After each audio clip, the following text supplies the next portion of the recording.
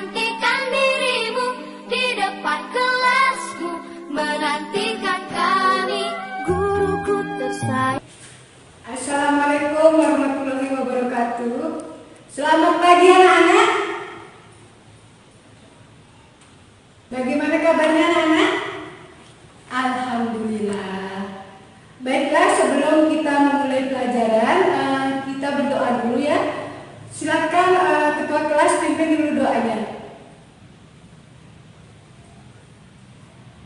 Baik, berdoa selesai, Ibu absen dulu. Siapa yang tidak hadir hari ini? Agung? Apni? Oh, berarti semua hadir ya? Alhamdulillah. Minggu lalu kita sudah mempelajari tentang sel ya. Masih ingat anak-anak sel itu apa? Coba Aulia. Ya, bagus sekali Aulia. Jadi sel itu adalah unit satuan terkecil daripada makhluk hidup, atau disebut juga unit struktural dan fungsional dari makhluk hidup. Kira-kira kenapa disebut dengan unit struktural? Ada yang tahu? Ya, silakan Sidik. Ya, bagus sekali. Jadi kenapa disebut unit struktural? Karena setiap makhluk hidup tersusun atas sel.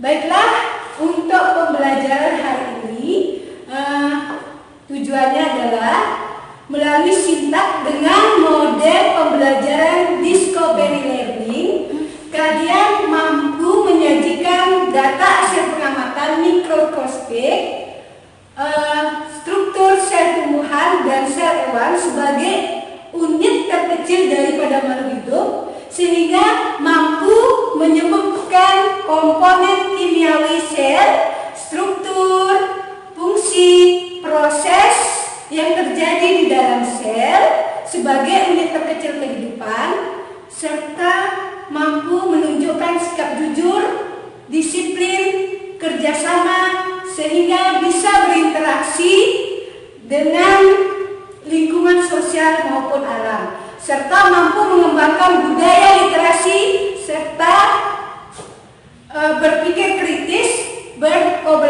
berkolaborasi, berkomunikasi, dan berkreasi. Itulah tujuan pembelajaran untuk hari ini. Baiklah, Ibu akan bagi kalian menjadi beberapa kelompok. Ibu hitung 1, 2, 3, 4, 5, 6. Kemudian ulang lagi 1, 2, 3, 4, 5, 6. Terus seperti itu.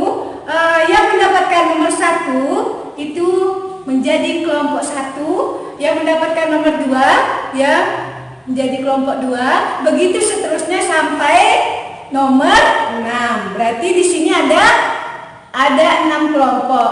Satu kelompok berjumlah 6 orang ya. Baik, silakan duduk berdasarkan kelompoknya. Baik, Ibu akan bagikan lembar kerja.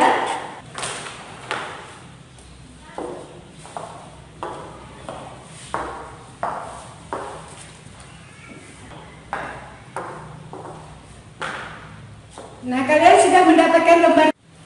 Kalian coba perhatikan lembar kerja yang Ibu bagikan itu. Di sana terdapat bermacam-macam gambar spesies.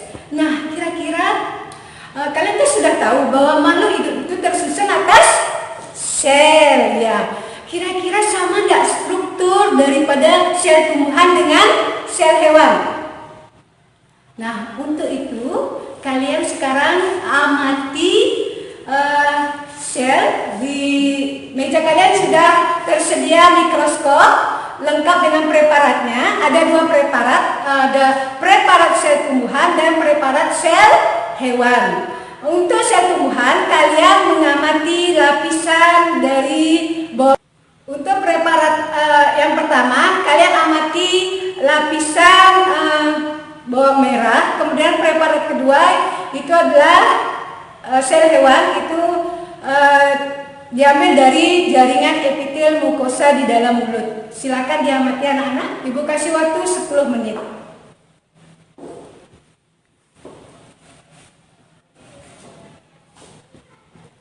Bagaimana anak-anak? Sudah? Ada masalah? Semua bisa? Sudah diamati? Baik, kalau sudah, silakan dipadukan dengan literatur atau buku yang kalian miliki, kemudian kerjakan lembar kerja yang sudah Ibu berikan. Kalau sudah selesai nanti, setiap kelompok akan mempresentasikan hasil kerja. Baik, sudah semuanya? Kalau begitu Ibu suruh kelompok 1. Kelompok 1 yang pertama maju untuk mempresentasikan hasil kerjanya. Silakan kelompok 1. Ya, itu tadi penampilan yang sangat luar biasa dari kelompok 1. Ibu kasih apresiasi, penampilannya sudah cukup bagus dan cara menjawab pertanyaannya juga sangat bagus sekali. Silakan kita lanjutkan ke kelompok 6. Ya, baik, demikian presentasi dari seluruh kelompok. Semua kelompok sudah mempresentasikan hasil kerjanya dengan sangat bagus. Ibu apresiasi semuanya. Cara menjawab pertanyaannya juga sudah sangat bagus. Sekarang kita ke simpulan ya. Siapa yang bisa membantu menyimpulkan pelajaran hari ini? Ya, Sidik silakan. Ya, bagus sekali. Jadi, dapat disimpulkan bahwa struktur sel tumbuhan dengan sel hewan itu berbeda.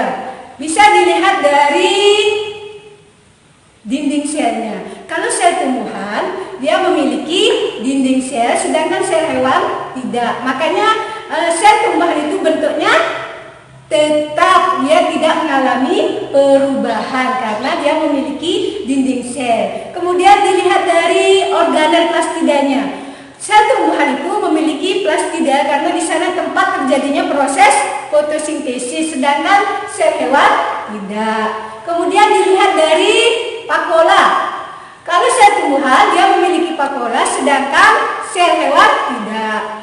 Terus dilihat dari sentrosolnya. Sel hewan itu memiliki sentrosol, sedangkan sel tumbuhan tidak. Baik, itu yang bisa Ibu simpulkan untuk pembelajaran hari ini. Untuk minggu depan, Ibu kasih tugas kalian mengerjakan LKS halaman 54 ya. Kerjakan dari bagian A sampai B. Minggu depan kita koreksi bersama. Baik, ada yang ditanyakan anak-anak sebelum Ibu akhiri? Baik, kalau begitu Ibu akhiri untuk pertemuan hari ini. Kurang lebihnya Ibu minta maaf. Wabillahi taufiq wal hidayah.